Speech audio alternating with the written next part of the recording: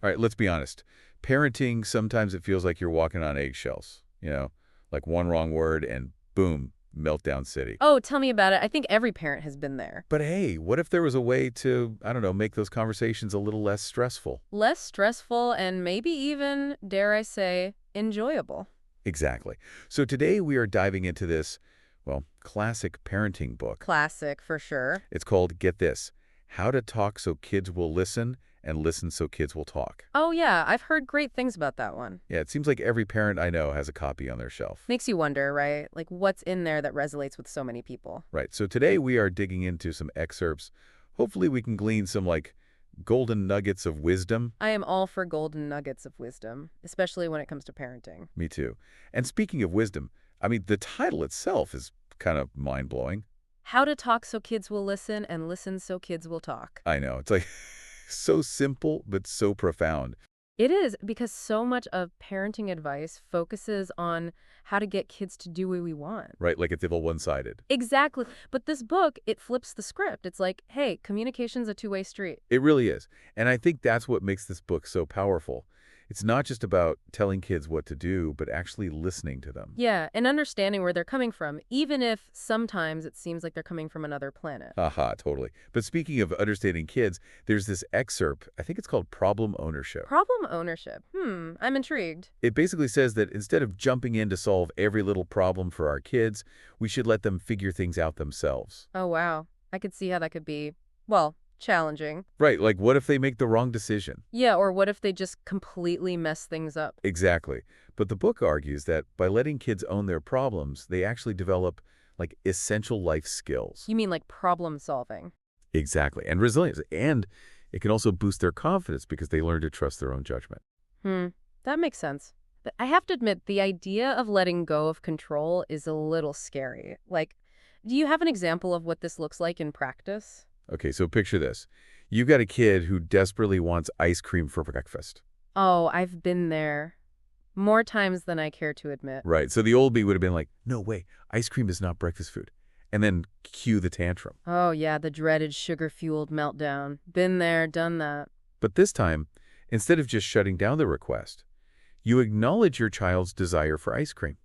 You say something like, hey, I know you really want ice cream. It sounds delicious, but it's not the best choice for breakfast. Okay, I'm listening. So how do you stop the meltdown from happening at that point? Well, that's where the problem solving comes in. You say, let's work together to find something else you'd like that's healthy and will give you energy for the day. And then you involve your child in the process of choosing a different breakfast.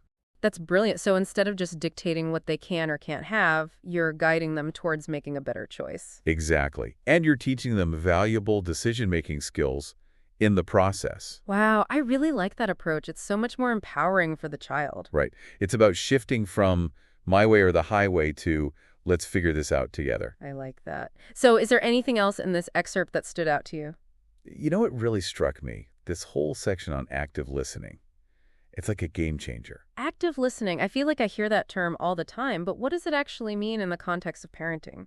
Well, it means really tuning into what your child is saying.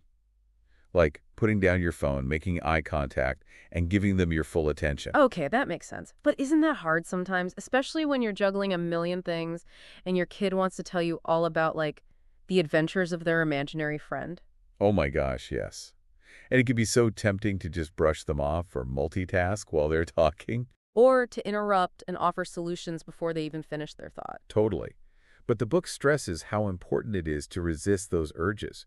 Because when we truly listen, we're showing our kids that their thoughts and feelings are valid and important to us. It's like we're saying, you matter. What you have to say matters. Exactly. And that can build such a strong foundation for communication. I love that. And I bet it can also help prevent those meltdowns we were talking about earlier. Oh, absolutely. Because sometimes all a kid needs is to feel heard.